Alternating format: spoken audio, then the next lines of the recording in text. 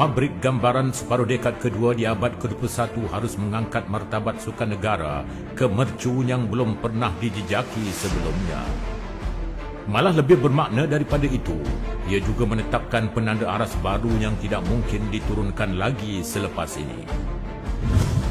Sudah ada Datuk Lee Chong Wei, Raja Siri Super dengan 47 gelaran sepanjang kerjaya hampir 2 dekadnya, yang diperindahkan masing-masing 3 pingat perak Sukan Olimpik dan kejohanan dunia di samping bertakhta selaku pemain nombor 1 dunia 348 minggu lamanya sebelum berundur. Gah turut dihadirkan Datuk Nicol and David yang memenangi kejuaraan dunia dengan catatan rekod sebanyak 8 kali dalam tempoh dominasi selaku pemain nombor 1 dunia 9 tahun berturut-turut sebelum bersara. Malah, tidak hanya terbatas kepada Chong Wei dan Nicol, pemetaan susur galur kegemilangan sukan negara sejak tertubuhnya Majlis Sukan Negara MSN di bawah satu Akta Parlimen pada 1971 menyaksikan ramai yang telah mengukir kejayaan di peringkat dunia. Sukan bukan tradisi turut tidak terkecuali dengan sejarah anugerah sukan negara yang menjangkau usia 55 tahun sejak 1966 turut mengubah lanskap senarai pemenangnya. Muhammad Al-Jufri Jamari tampil selaku pesilat pertama dimasyhurkan disusuli Abdul Latif Romli, atlet para yang julung-julung kali diangkat mengatasi atlet normal untuk masing-masing bergelar olahragawan kebangsaan.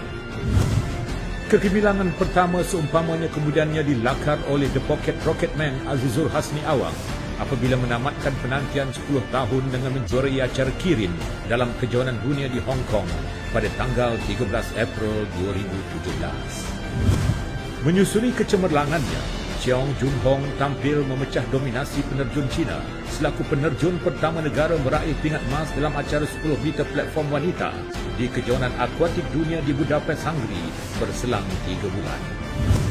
Rafiq Ismail mengambil giliran menamatkan kemarau pingat emas negara dalam kejohanan bowling lelaki dunia selepas kali terakhir dimenangi wakil Malaysia pada 1979 apabila menggenggam emas di Hong Kong pada Disember 2018. Tiada kurangnya juga Amy Kwan, satu emas miliknya daripada acara ribbon di Sukan Commonwealth Gold Coast 2018, mengulangi kejayaan Eileen Kun meraih emas acara gelung di Tamasya New Delhi 2010.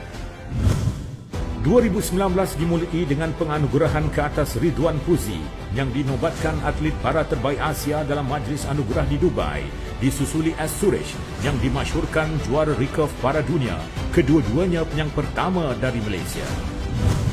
Di selami serikan di Wushu, Tan Cheong Min melakar sejarah memenangi pingat emas acara Nandau dan pingat perak Nang Kuan dalam kejohanan Wushu dunia di Shanghai, China. Chua Xiang Yang menambah perisai kecemerlangan apabila meraih emas acara Zing Yuquan lelaki. Azman Mahin Abdullah mencipta sejarah tersendiri apabila meraih gelaran keempat Mr. Universe bagi kategori fizik 167 cm dalam kejohanan dunia bina badan dan fizik di Jeju, Korea Selatan. Sudah barang tentu deretan kejayaan hari ini adalah hasil daripada benih kegemilangan yang disemai berdekad-dekad lebih awal. Batu-batu asasnya untuk satu landasan kegemilangan sukan negara telah diletakkan oleh kebijaksanaan pembuat dasar mengangkasakan minda dan merangka perancangan strategik bermula pada dekad 70-an lagi. Susur galur dan liku-liku perjalanan 50 tahun Majlis Sukan Negara Malaysia mengisahkan satu penceritaan yang mampu melengkapkan sebuah epik indah. Marahnya skuad bola sepak kesukan Olimpik Munich pada 1972 dan kejayaan pasukan hoki negara mewarnai separuh akhir Piala Dunia Hoki 1975 di Kuala Lumpur terus terpahat abadi dalam kenangan. Penampilan The Flying Doctor M. Jagatesan yang digelar pelari terpantas Asia sebelumnya telah membibitkan legasi bintang-bintang olahraga antaranya Istiak Mubarak, V. Subramaniam, Marina Chin, Nur Syamyun, Junaidah Aman, Gladys Chai dan Zaitun Osman. Dalam sukan badminton pula, nama Panch Gunalan meniti kemuncak kegemilangan apabila menjadi kesinambungan sinar kejayaan daripada nama-nama besar terdahulu. Sukan berbasikan negara dari era 70-an juga mengukir sejarahnya yang tersendiri apabila nama Eng Jungan dan Daud Ibrahim meniti di bibir peminat sukan negara sebagai pembuka lembaran lebih cemerlang untuk generasi sukan ini memasuki dekad baru. Tirai dekad 1980-an pula disingkap dengan kegemilangan skuad bola sepak negara menempah slot ke Sukan Olimpik Moskow 1980 di sebalik kerajaan kemudian memutuskan untuk memboikot tamasya berkenaan. Momentumnya diteruskan dengan kemunculan wira serta wirawati negara seperti Rabuan Pit, Misbun Sidik dan Nurul Huda Abdullah. Hasilnya segera tergambar dengan kutipan 67 emas di Sukan SEA 1989. 3 tahun kemudian, Malaysia meraihkan kejayaan berganda. Stadium Negara gegak gempita apabila Piala Thomas yang kali terakhir dimenangi di Jakarta pada 1967 kembali ke tanah air pada Mei 1992. 3 bulan kemudian, pasangan bersaudara Razif dan Jalani Sidik memenangi pingat Olimpik pertama buat negara sekalipun ia berwarna gangsa. Dengan cogan kata keramat Malaysia boleh, skuad badminton negara sekali lagi mencipta kejutan apabila pasangan Chia Sung Kit dan Yap Kim Hong merangkul pingat perak manakala Rashid Siddiq meraih gangsa pada tamasya Olimpik Atlanta 1996. Kejayaan Malaysia menjadi negara Asia pertama menganjurkan Sukan Commonwealth 1998 dengan pungutan 10 pingat emas. Kali pertama kontingen negara memenangi emas selain badminton dan angkat berat, mencipta penanda aras baru untuk tabir 90-an dilabuhkan dengan nota gemilang. Anjakan paradigma ini memaksa Persatuan Sukan Kebangsaan condong memberikan fokus kepada tunas muda sekaligus membantu mewujudkan persekitaran yang melahirkan Shalin Zulkifli dan Nicole and David seawal usia remaja. Susulan kejayaan negara menganjurkan tamasya sukan terbesar Asia Tenggara pada 2001. Berbekalkan misi dan cogan kata kita juara, tamasya sukan SEA ke-29 pada 2017 yang juga dianjurkan Malaysia harus paling diingati. Skrip kejayaan yang sama berulang dengan kontingen Malaysia meraih gelaran juara keseluruhan dengan 145 pingat emas, seterusnya memberikan impak lebih mencabar kepada atlet generasi baru.